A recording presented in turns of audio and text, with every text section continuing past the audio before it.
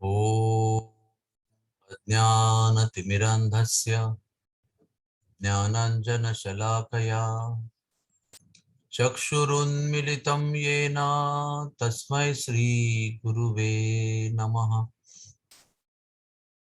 श्रीचैतन्यमनोभीष्टं स्थापितं येन भूतले स्वयं रूपः कदा मह्यं ददाति स्वपदान्तिकम्।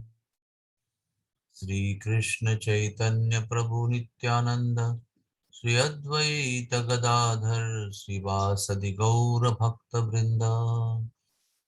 हरे कृष्णा कृष्णा कृष्णा हरे हरे, हरे राम राम राम हरे हरे।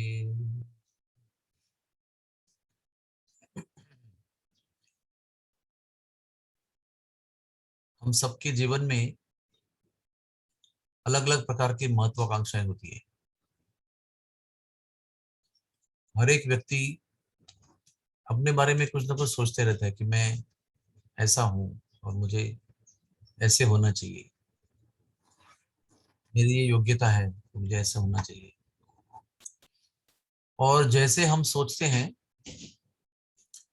उसी प्रकार से दिन भर कार्य करते हैं। हो सकता है बिजनेसमैन जो है वो दिन भर पैसे के लिए कार्य करता है, गृहिणी जो है वो घर के लिए कार्य करती है, विद्यार्थी जो है वो दिन भर पढ़ाई के लिए कार्य करता है।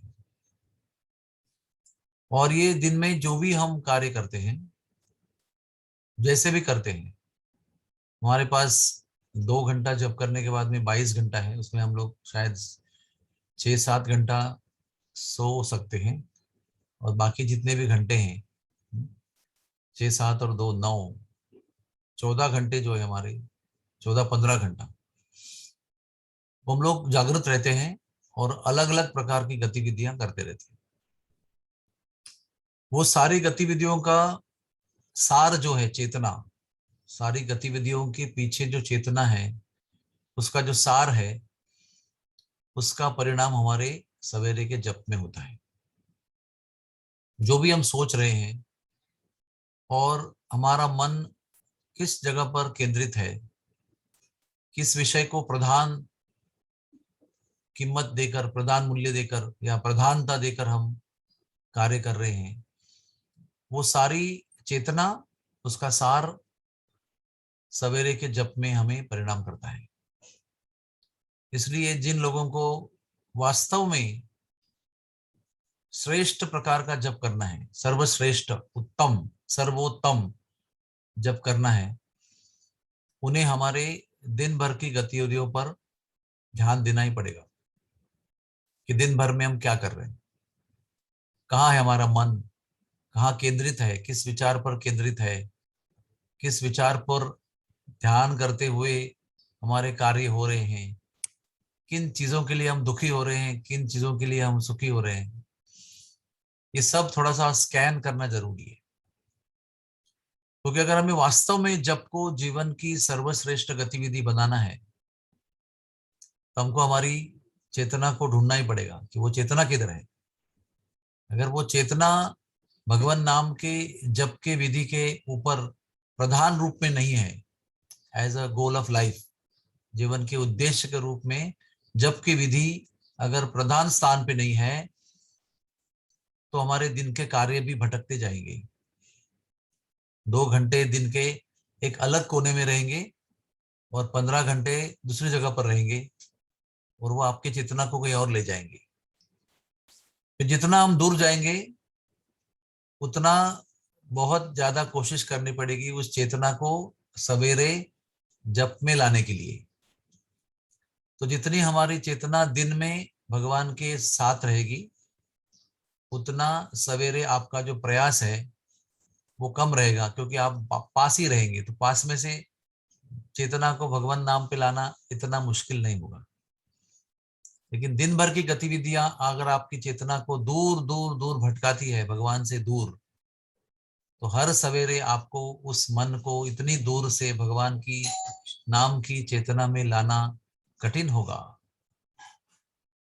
इसलिए अगर हम वास्तव में कहते हैं कि हमें भगवान नाम पर श्रद्धा है, अगर हम वास्तव में सोचते हैं कि हमें भगवान नाम चाहिए, अगर हम ये निष्ठा रखते हैं वास्तव में कि भगवान नाम ही मुझे जीवन के लक्ष्य तक पहुंचाएगा, हम सबको विचार पूर्वक इस चेतना को दिन भर में भी भगवान के नाम के आसपास ही रखना पड़ेगा।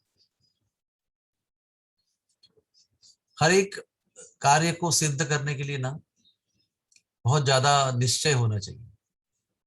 बिना निश्चय का कोई कार्य नहीं होता है। आपको घर लेना है, आपको संकल्प करना पड़ेगा, घर लेना है।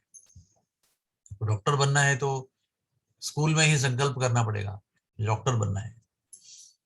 किसी पिता को अपनी बेटी की शादी करवानी है तो एक संकल्प करना पड़ेगा कि ऐसे ऐसे मुझे करना है, 2 साल में हो जाना चाहिए।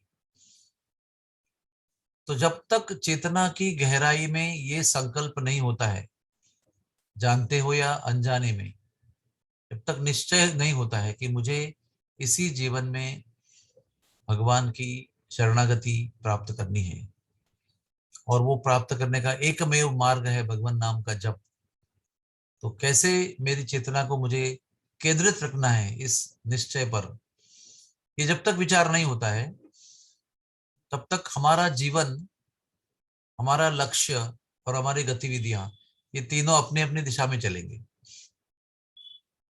जबकि समय पर हम कहीं रहेंगे, फिर दिन भर में और कहीं रहेंगे, और फाइनली जब समय आएगा यहाँ से जाने का, तो जो हमने जीवन भर किया है वही हम पहुंचेंगे। जिस वस्तु को जीवन में सबसे प्रधान बनाया है उसी अवस्था को प्राप्त करेंगे। और ये एक्चुअली आप सोचेंगे ना गहराई से, ये बहुत डेंजरस चीज है। जीवन भर हमने सुना, यात्रा किया, कथा सुनी, जब सुना जब किया, लेकिन जब तक निश्चय हमारा उस वस्तु पर केंद्र स्थान में नहीं है, तो अंतिम समय पे हम अपने आप को कहीं और पाएंगे।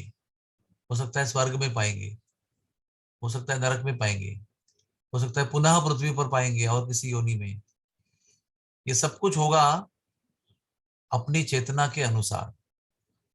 तो चेतना को टटोलना बहुत जरूरी है, चेतना को गैदर करना बहुत जरूरी है, एकत्रित करना जरूरी है। चेतना को उठाकर जो सर्वश्रेष्ठ गतिविधि है उसमें रखना बहुत जरूरी है। तो मैं जब सोचता हूँ इसके बारे में तो मुझे लगता है कि जब ये जो विधि है केवल 2 घंटे की विधि नहीं है, ये 24 घंटे का चिंतन का विषय है। संत लोग यशस्वी क्यों होते हैं? क्योंकि 24 घंटे उनकी चेतना का एक ही विषय होता है, भगवान नाम और भगवान भगवान सेवा।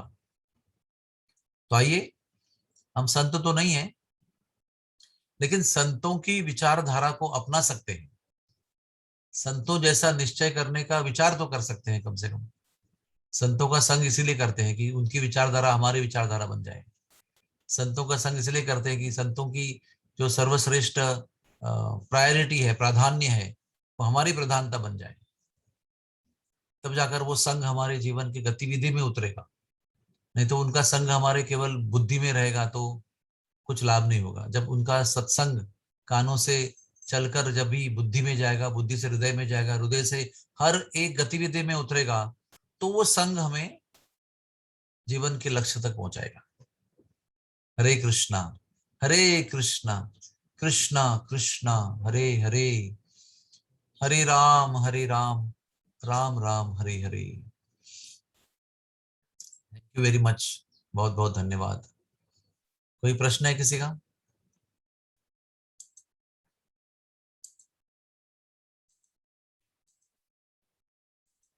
हरे कृष्णा। Thank you.